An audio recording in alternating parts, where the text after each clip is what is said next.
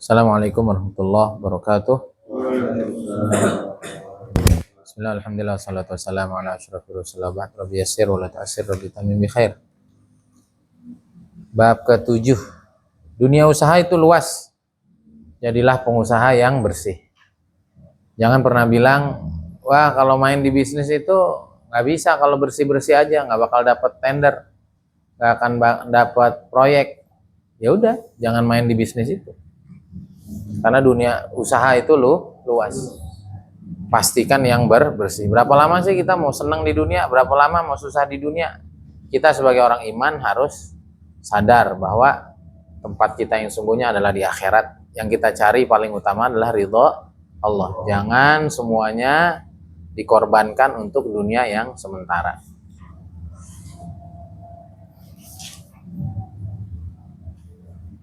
Kenaikan pangkat itu amanat. Cara menutupi kebutuhan hidup dengan usaha, bukan dengan cara naik pangkat. Nah ini PNS biasanya. Orang-orang yang ada di karir-karir usaha atau karir-karir kerja sebagai karyawan itu naik pangkat itu untuk naik gaji. Kerjanya nggak tahu naik atau enggak. Tanggung jawabnya nggak tahu naik atau enggak. Nah ini mindset yang nggak tepat. Kalau mau kebutuhan hidup ya usaha. Ini paling benar, ini paling benar.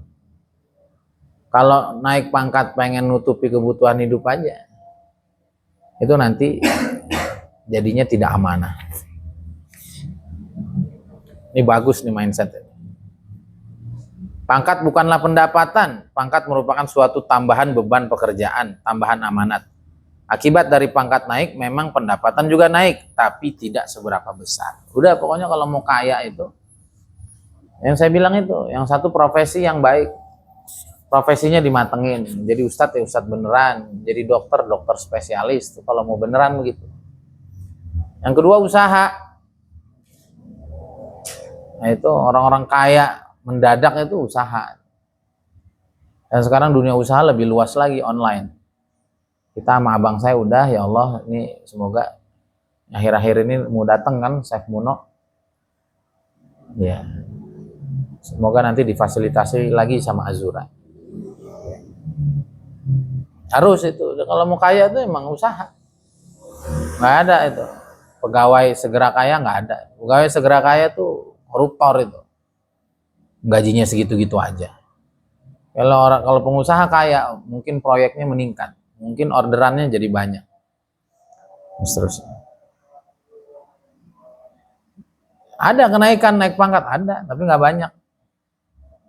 Kayak saya dulu jadi mudir, dikit doang orang paling berapa? Tanggung jawabnya yang pasti meningkat. Jadi kalau usaha dinaikin, naik juga insya Allah penghasilan.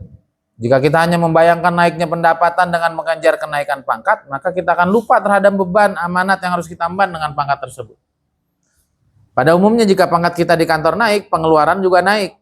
Kewajiban sosial kita juga naik, kebutuhan juga kita naik, keinginan juga naik, gengsi juga naik. Ya kalau duit itu sebenarnya nggak ada cukupnya. Setiap naik gaji, naik juga keinginan, naik juga gengsi, naik juga keperluan. Naik juga mobil, naik semua. Maka termasuk kemarin saya ngaji Nasoil Libat itu salah sun munjiat. 3 hal yang menyelamatkan diantaranya adalah wal qasdu fil faqri wal ghina, bersikap hemat baik saat berlebih atau kurang. Ya. Karena naik itu, ya. Naik uang, naik keinginannya, naik status sosial dan seterusnya. Jadi kalau dipikir-pikir kenaikan pangkat itu tidak memberikan kenaikan pendapatan secara real, kecuali sedikit. Contoh apa? Jadi rektor kan nggak mungkin rektor naik motor gitu. Mungkin lu dulu sebelum jadi rektor cuma jadi dosen aja, mungkin nggak ada yang ngeliat dia naik motor aja di tenang. Dan sini ujungnya nggak naik, nggak bayar tol. Tapi kan udah jadi rektor, ketahuan sama pimpinan yayasannya atau ketahuan sama mahasiswanya, dia udah gengsi. Masa nggak naik motor, masa nggak naik mobil, sumpah. Udah akhirnya gitu. Belum lagi ketemu orang, wah rektor nih traktir dong, traktir. motor baru semua, duitnya banyak macam-macam. Nah, tapi kalau kita membuka usaha sendiri yang di luar kantor atau yang di luar pekerjaan kita, maka kita bisa meningkatkan pendapatan tanpa tergantung kenaikan pangkat. Langkah kita dalam bekerja pun menjadi rasa ringan. Kebutuhan hidup bisa kita cukupi dari hasil usaha kita karena pasti berkah. Ini yang jarang ditanamkan di dalam sekolah-sekolah. Yang jarang ditanamkan juga di pondok-pondok salaf. Nah, ini Gontor nih termasuk yang menanamkan ini secara kuat. Adik saya tuh nggak ada bakat-bakatnya usaha. Dia punya usaha warnet, punya usaha laundry, dan jalan. Saya bingung kadang-kadang. Itu mentalnya ada, karena ya diomongin aja gini aja. Pikiran kan, namanya diomongin. Ya nggak ubahnya kayak Karkunlan ngomongin atau baca Fadilah Amal tentang siapa yang hafal Quran maka akan bisa mensyafati 10 orang. Ujungnya kan Karkun anaknya pengen dipondokin tahfiz, dia nggak pernah ngaji tahfiz. Dia nggak tahu juga masa depan hafiz kayak apa. Tapi mindset tuh kalau ditanam itu nanti jadi sikap. Nah, maka saya juga cerita aja ke kamu bahwa memang apa yang saya ceritakan itu memang ada apanya? Ada teorinya begitu, bahwa kalau mau kaya udah itu rumusnya dagang, rumusnya adalah usaha. Kalau mau kaya pakai ya kayak saya lah kan, kuliah belum jadi apa-apa juga kuliah saya. Setelah ada MPD di belakang juga nggak ada juga tuh. Oh ini udah MPD nih, nggak pantas dikasih 100, nggak juga. Yang ngasih 100 masih 100, yang masih 200. Padahal habisnya modal 50 juta. Itu banyak orang tuh begitu tuh. Ngeluarin 50 juta, 100 juta. Nah, kecuali memang ijazah saya dibawa ke lembaga-lembaga formal. Nah, itu pasti ada apanya, ada hitungannya. Tapi kalau dibawa ke masjid-masjid ya MPD masih pakai motor ya udah MPD 200.000. Walaupun saya nggak ngejar itu, saya penasaran aja dunia kuliah beneran dah gitu aja. Jadi bisa selesai juga ya 50 juta, bingung saya. Sekarang udah nggak kuliah, nggak ada duitnya tuh, nggak ada duitnya, asli pas-pasan sekarang mah. Waktu dijalanin ada aja. Jangan takut ya, makanya selagi ada perlunya ada. Jadilah pengusaha yang bersih. Mencari nafkah itu yang paling bersih adalah pengusaha, karena nggak ikut sistem orang. Cuman prinsip kamu bersih nggak? Kalau prinsip kamu nggak bersih, mungkin kamu bisa jadi orang paling jahat. Ini kalau ikut lembaga orang, kalau ikut bisnis orang, kalau ikut proyek orang, ya kita ngikutin sistemnya dia. Maka yang paling bersih itu pengusaha, asal pikiran kita bersih, iman kita benar. Menjadi pengusaha adalah salah satu profesi yang diajarkan dan dicontohkan Rasulullah SAW, membuka pintu rezeki kita. Terserah kita kan. Mengapa pengusaha yang paling bersih? Karena pengusaha dibayar dengan hasil jerih payahnya, bukan dari hasil yang lain. Jika pengusaha bekerja keras, maka akan mendapatkan kesuksesan dari hasil perjuangan. Dan tadi itu seluruh aturan tergantung kita. Ya. Dan pengusaha itu harus jujur. Pengusaha itu kalau nggak jujur udah pasti hancur udah. Sehingga pengusaha yang bertahan biasanya amanah. Biasanya apa? Walaupun non muslim. Jadi kalau nggak amanah, nggak jujur ya udah selesai. Tentu hal ini hanya berlaku bagi pengusaha yang bersih. Pengusaha yang memberdayakan orang lain, bukan pengusaha yang suka memperdaya orang lain tuh. Bagaimana memberdayakan orang lain? Satu, ya jual itu marginnya jangan terlalu jauh. Pelayanan yang baik, servis yang baik, produk yang berkualitas, itu namanya memberdayakan orang. Yang kedua, dia nggak pelit ngangkat pegawai.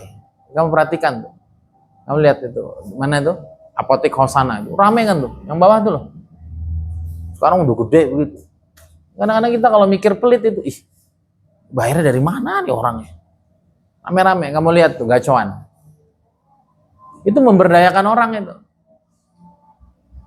Memberdayakan orang bisa ke konsumen, bisa ke kita punya karyawan. Ini makin banyak pegawai itu makin berkah itu. Ada aja ntar rezekinya.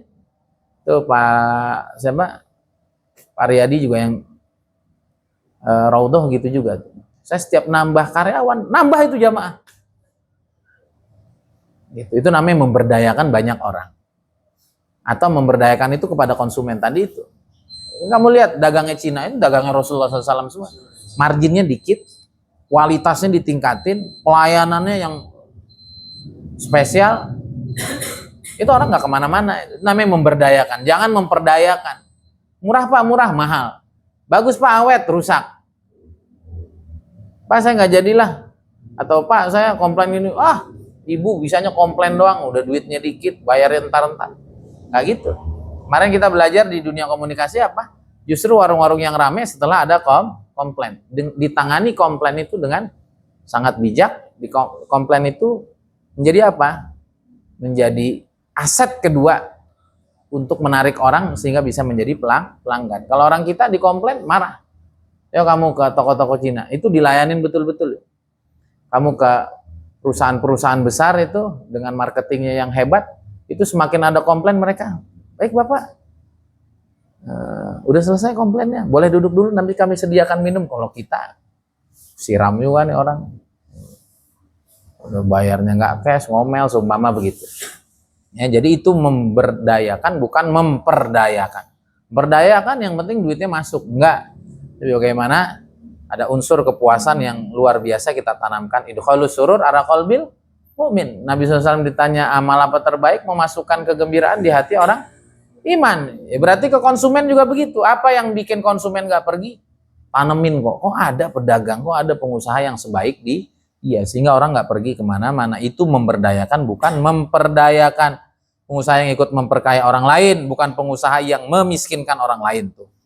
Itu tadi pegawainya yang banyak, orang-orang sekelilingnya ikut jadi pekerjanya. Wah itu awet itu. Tapi kalau dia makin kaya sendiri, lingkungannya makin miskin, wah dilemparin orang.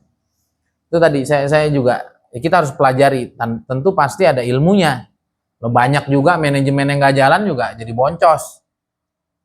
Nah, itu orang-orang Cina, perusahaan-perusahaan besar, mereka yang punya pegawai banyak lalu makin maju, itu juga pasti ada manajemennya.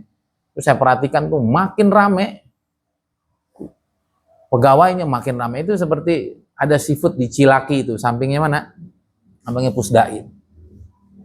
Rame banget itu. Harganya juga murah, bingung kadang-kadang. Tapi ya gitu, ada aja pelanggannya datang lagi. Nah, itu jadi mancing rezeki melalui mendatangkan banyak orang. Sama lah seperti saya juga. Ya dengan ada kalian, ada aja tuh. Saya ngasih 1 juta. Nanti kan besok kita tukang bakso kita bawa kemari. Dianya nggak ikut kita beli. Baksonya kemari besok. Ada yang ngasih 1 juta kan, suruh makan bakso. Makan bakso 1 juta, banyak amat. Saya sisain lah buat ntar. Makan bakso nanti besok insya Allah. Ada aja rezekinya kamu itu. Ya, rezekinya kamu. Ya, asatid juga. Asatid belum nih, tahu nih belum aja asatid. Pengennya saya ningkatin terus tapi kok belum ya. Semoga lah ini rezeki umroh. Juga rezeki kamu. Nanti ada rezeki TikTok. Ya. Saya dulu sebelum jadi mimpin sendiri kayak gini kan duit tuh jarang orang ngasih donasi. Ada sih, saya emang dari dulu banyak orang ngasih ya, termasuk dulu di PPMA juga bikin sumur juga kebanyakan dari saya. Itu di AU juga banyak juga. Tapi artinya semakin banyak orang yang kita urus, nanti semakin banyak rezeki kita. Orang kita nih kayak keran aja. Kapan keran tuh ngalir, makin banyak orang yang buka. Kamu sendiri ya enggak. Kalau yang buka yang 100 orang ya dia basah melulu. Begitu juga kita. Ya, jadi dunia usaha cari yang bersih. Kenapa paling bersih? Karena semua yang ngatur dia. Ya. Karena semua yang ngatur dia dan kerjanya jelas. Pengusaha tuh kalau nggak kerja keras ya hasilnya dikit. Ya kalau ada pengusaha kaya emang dari usahanya. Tapi kalau ada pegawai itu perlu dipertanyakan. Jadi yang memberdayakan jangan memperdaya. Bagaimana mengayakan orang-orang di sekelilingnya dan memberikan pelayanan yang terbaik. Terakhir, dunia usaha itu luas. Dunia usaha itu luas. Untunglah orang yang tidak jadi pegawai. Dunia usaha itu masih luas. Tapi gontor tuh emang begitu. Dia nggak boleh ikut orang gontornya. Nggak boleh ikut orang. Bahasa mereka tuh lebih baik jadi kepala teri daripada buntut kucing, buntut serigala. Ya. Walaupun kecil, ya kepala. Dia bisa nentuin sikap gitu. Kepala teri. Ya. daripada singa tapi bagian ekor. Dia nggak punya peran apa-apa, ikut aja udah. Ikut aja. Kalau bahasa saya tuh pemimpin tuh kayak orang naik motor. Kamu betah nggak? Naik motor, di depannya ada truk gede, betah nggak? Gede sih, tapi ngalangin, bikin ribet. Balap aja. Terus saya bahasain seorang leader tuh begitu. Nanti kalau punya jiwa pemimpin, gitu, segede apapun orang yang diikuti, dia risih dia. Tinggal ganggu pemandangan, ganggu kecepatan, ya, bikin khawatir, tahu-tahu ngerem, masuk kita ke dalam. Benar nggak? Tahu-tahu dia kecelakaan di depan, jadi ganggu kan. Kamu betah nggak kalau ada mobil gede? Nggak usah mobil gede, mobil lah. Betah nggak? Nah, betah, pasti pengennya ngebalap. Nah itu karakter leader itu begitu. Ya, lebih baik naik motor, hujan-hujanan, panas, tapi kita bebas daripada kita ada di belakang mobil, kelihatannya kita aman, nyaman, tapi jadi lambat dan jadi bikin kemacetan. Nah itu prinsipnya. Orang-orang kantor tuh begitu, lebih baik jadi kepala teri daripada buntut singa, apalagi buntut kucing. Udah ikut, yang diikutin kucing, ya nggak enak ya. Ini bahasa beliau nih. Untunglah orang yang tidak jadi pegawai itu, coba. Di banyak pendidikan menanamkan biar jadi pegawai yang handal, di Gontor menanamkan untunglah nggak jadi pegawai. Karena dunia usaha tuh masih luas. Kalau pegawai kan udah nggak kemana-mana kamu. Udah 30 tahun di pabrik yang sama ya. Makan surabi yang sama di depan pabrik. Makan nasi kuning yang sama. Di dunia usaha enggak. Ya memang lebih beresiko, tapi kan jadi berwarna. Itu bedanya pejuang, pengusaha tuh ya memang mental yang dimainkan. Ya. Mental. Jadi kalau jadi pegawai ya udah begitu-gitu aja. Duitnya begitu-gitu aja, pengalamannya begitu-gitu aja, temennya begitu-gitu aja, kantornya itu-itu aja. Bosnya itu aja, gibahnya itu aja yang digibah. Gibahlah yang lain kan. Orang Indonesia ini suka gibah kan. Itu yang digibah 20 tahun. Kalau lu udah nggak betah keluar aja. Saya tuh masih ketemu sama teman-teman saya. Dari dulu gibah itu aja yang digibah. Apaan sih hidup kagak ada. Ya. Saya terakhir gibah agak panjang kemarin di Alfatona. Udah lama saya hidup nggak gibah itu. Karena kenapa? Ya, saya udah nggak ngikut siapa-siapa. Ngapain ya gibah-gibah? Entah saya digibahin apa enggak, saya nggak tahu.